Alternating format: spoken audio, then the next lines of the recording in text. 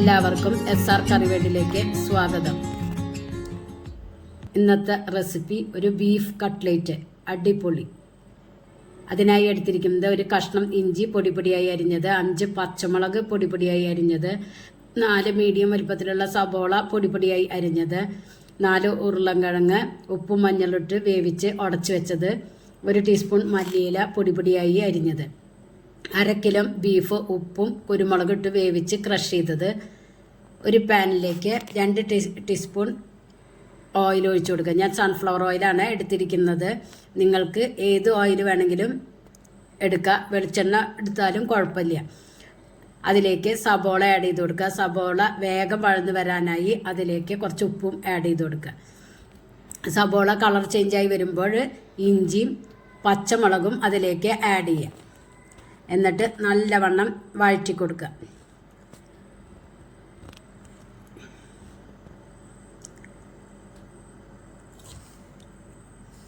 കറിവേപ്പിലയും ഇട്ട് കൊടുക്കുക. 1/4 ടീസ്പൂൺ മഞ്ഞൾപ്പൊടി, 1/2 ടീസ്പൂൺ മുളക് പൊടി, 1/2 ടീസ്പൂൺ മല്ലിപ്പൊടി, 1/2 ടീസ്പൂൺ ഗരം മസാല, 1/2 ടീസ്പൂൺ കുരുമുളക് എല്ലാം കൂടി നല്ലവണ്ണം മിക്സ് ചെയ്ത് അതിൻ്റെ പച്ചമണം മാറിയതിന് ശേഷം അതിലേക്ക് ഒരു നുള്ള് ഉപ്പും കൂടി ആഡ് ചെയ്ത് കൊടുക്കുക.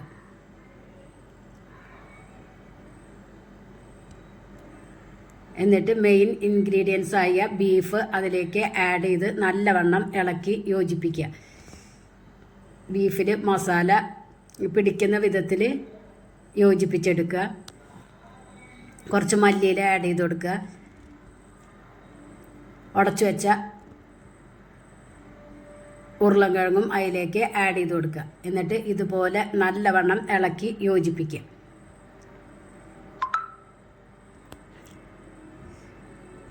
എന്നിട്ട് ഗ്യാസ് ഓഫ് ചെയ്ത് മാറ്റി വയ്ക്കുക.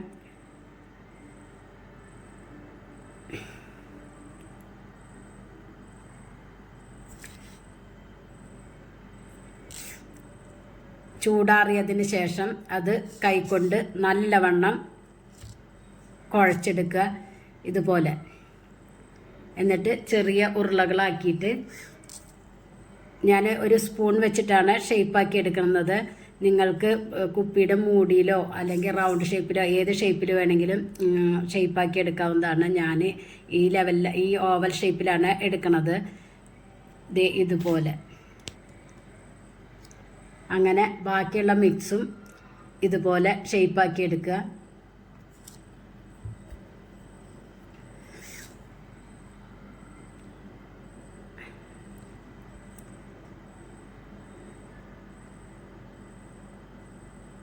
ഇപ്പം എല്ലാ മിക്സും ഇതുപോലെ ഞാൻ ഷേപ്പാക്കി എടുത്ത്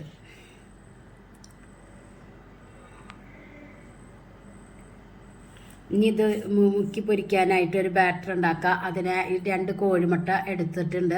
അതിലേക്ക് ഒരു നുള്ളു ഉപ്പും ഒരു നുള്ളു കുരുമുളകും ഇട്ടിട്ട് കുരുമുളക് പൊടി ഇട്ടിട്ട് നല്ലവണ്ണം ബീറ്റ് ചെയ്തെടുക്കുക. റസ്ക് പൊടിയും എടുത്ത് വയ്ക്കുക.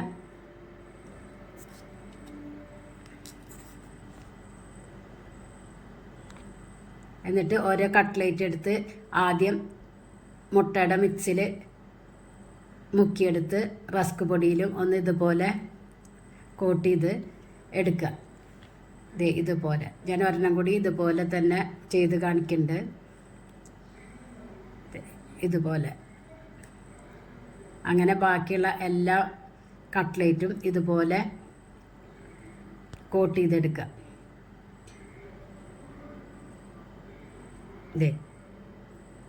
ഇനി ഒരു പാൻ അടുപ്പത്ത് വെച്ച് അത് മുങ്ങാൻ പാകത്തിന് ഓയിൽ ഒഴിച്ചു കൊടുക്കുക.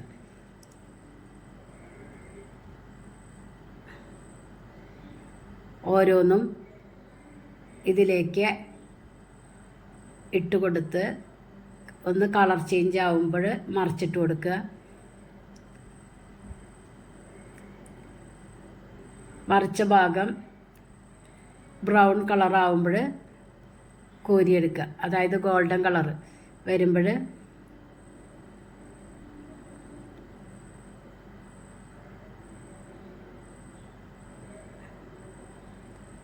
ഈ ഗോൾഡൻ കളർ ആയതിന് ശേഷം ഇത് കോരിയെടുക്കുക.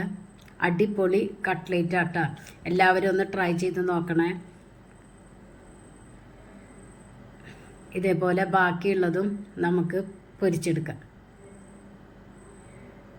നന്നായി മുങ്ങിക്കെടുക്കുമ്പോഴാണ് അതിൻ്റെ എല്ലാ ഭാഗങ്ങളും മൊരിഞ്ഞു വരുള്ളൂ. കുറച്ച് ഓയിൽ ഒഴിച്ചിട്ട് പൊരിക്കുമ്പോൾ ഇതേപോലെ കിട്ടില്ല. അതുകൊണ്ടാണ് നല്ലവണ്ണം ഓയിൽ ഒഴിച്ചിട്ട് പൊരിക്കാൻ പറയുന്നത്. എന്നിട്ട് ഒരു സർവിങ് പ്ലേറ്റിൽ ഇതുപോലെ സെർവ് ചെയ്തെടുക്കുക. അടിപൊളി കട്ട്ലേറ്റ്. എല്ലാവരും ട്രൈ ചെയ്ത് നോക്കുക. നിങ്ങൾക്ക് ഈ ചാനൽ ഇഷ്ടമാവുകയാണെങ്കിൽ സബ്സ്ക്രൈബ് ചെയ്യുക, ലൈക്ക് ചെയ്യുക, ആ ബെല്ലൈക്കൺ ഒന്ന് അമർത്തുക. അപ്പം ഞാനിടുന്ന ഇതുപോലുള്ള വീഡിയോസൊക്കെ നിങ്ങൾക്ക് കിട്ടുന്നതാണ്. Thank you.